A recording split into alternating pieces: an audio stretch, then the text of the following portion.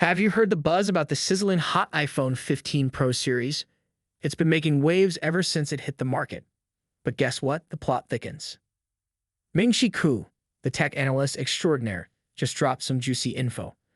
Brace yourself, it's not the S17 Pro chipset causing all that heat, but Apple's own design choices. The S17 Pro, built on the super sleek 3nm tech, is a heat-producing powerhouse that's testing the limits of thermal management. Here's the twist.